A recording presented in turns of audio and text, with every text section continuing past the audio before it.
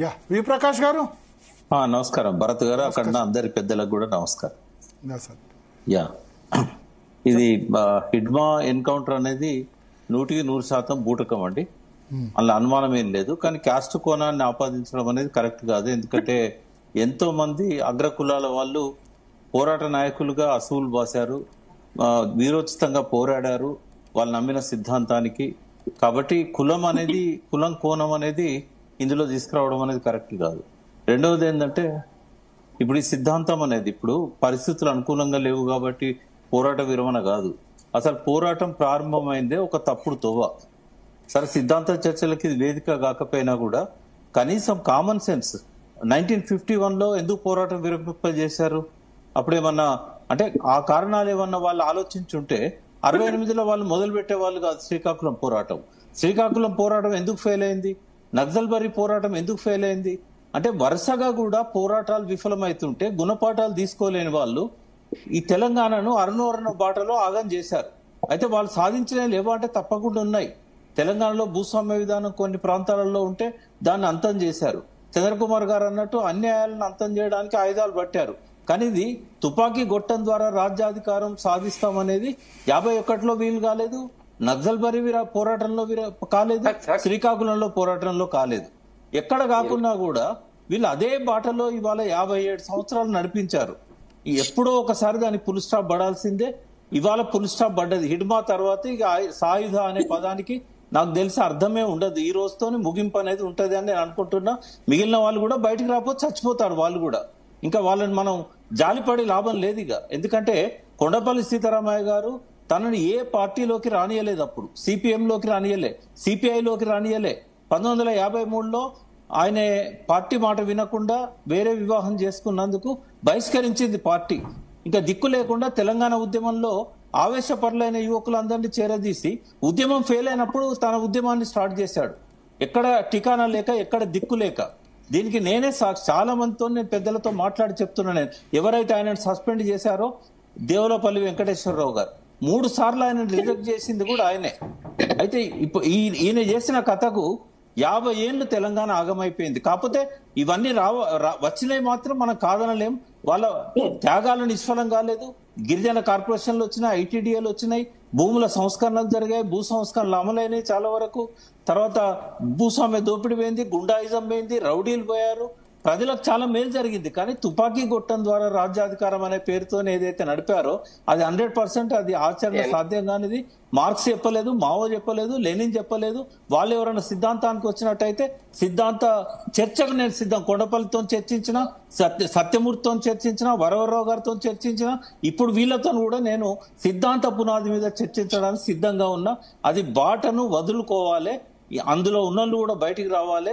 చంద్రకుమార్ గారు అన్నట్టుగా, ఇందాక మన మిత్రులు అన్నట్టు, శరత్ గారు అన్నట్టుగా ప్రజాస్వామ్య పద్ధతిలో రాజ్యాంగబద్ధంగా పోరాటాలు చేసినప్పుడే మనము ఈ సంస్కరణలు కూడా మనం తేగలుగుతాం. వాళ్ళు ఏదైతే తుపాకీ పట్టుకొని తెచ్చిన సంస్కరణలు ఉన్నాయో, తుపాకీ ద్వారా భూస్వామ్య విధానాన్ని అంతం చేయగలిగారో అది ప్రజా పోరాటాల ద్వారా కూడా అంతం చేయగలుగుతాము. కాబట్టి ఇప్పటి నుంచి ఆ లైన్ మార్చుకోవాలి, పాత పద్ధతికి స్వస్తి చెప్పాలి, గతం అనుకోవాలి. ఉన్న వాళ్ళందరూ కూడా బయటికి రావాలి. ఇక్కడ స్పేస్ ఉంది, డెమోక్రటిక్ స్పేస్ ఉంది. ఇవాళ ఒక మంచి రాజకీయ పార్టీ లేదు, అందుకే నోటా పెట్టారు. నోటాకు కూడా ఓట్లు పడుతున్నాయంటే ఇవాళ ఒక స్పేస్ ఉన్నట్టే కదా. కాబట్టి బలమైన నాయకత్వం రావాలి. నేను చెప్తున్న భరత్, వాళ్ళు కనుక ఒక ఉద్యమం నిర్వహిస్తే మొదటి సభ్యునిగా నేనే జాయిన్ అవుతా. ఎందుకంటే త్యాగాల బాటలో పనిచేసిన వాళ్ళు మరణించొద్దు, వాళ్ళు తుపాకీ వదిలిపెట్టి రావాలి. వాళ్ళు ఉద్యమం ఫ్రెష్ రాజకీయ పార్టీ స్టార్ట్ చేస్తే మీరు జాయిన్ అవుతారు. నేను అనేది రాజకీయ పార్టీ ఒక్కసారి స్టార్ట్ చేస్తే ఫెయిల్ అవుతుంది. అది ముందు వాళ్ళు ప్రజల సమస్యలు తీసుకొని పోరాటం చేయాలి, అందరి మద్దతును పొందాలి.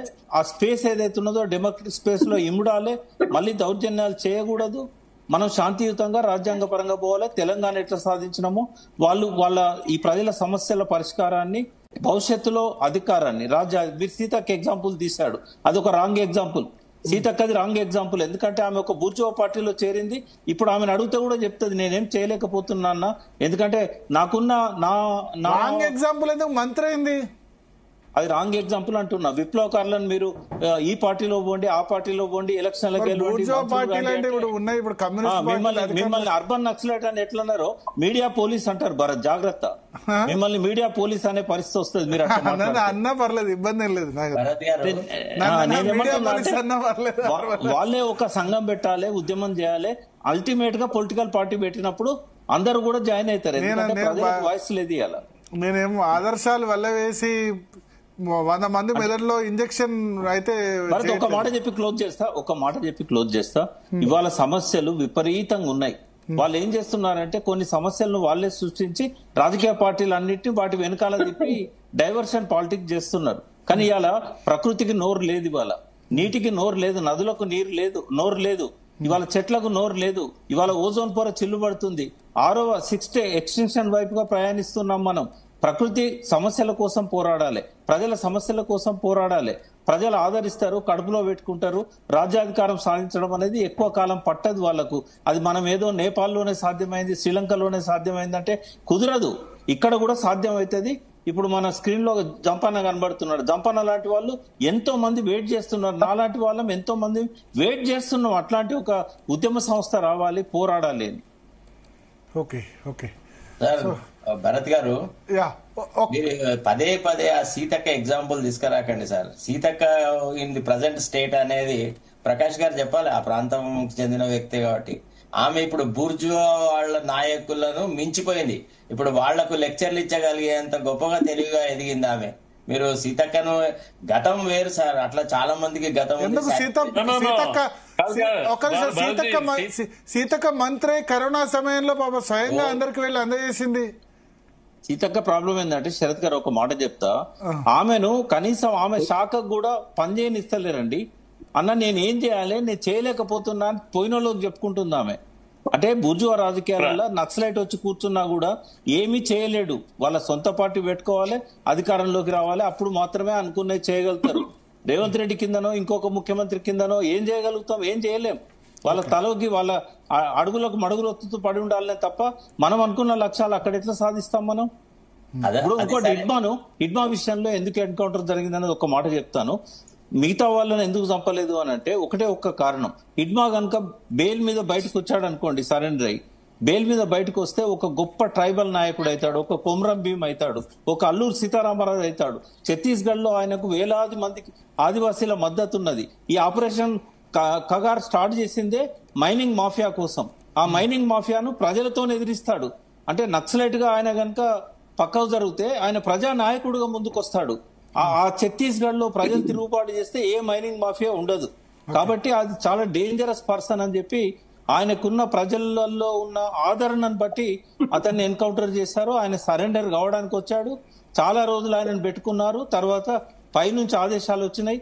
ఇక్కడ ఉన్న డీజీపీ దగ్గర నుంచి, ఆంధ్ర డీజీపీ దగ్గర నుంచి పోలీసులందరూ కూడా అతన్ని సరెండర్ చేసుకోవడానికే ప్రయత్నం చేశారు.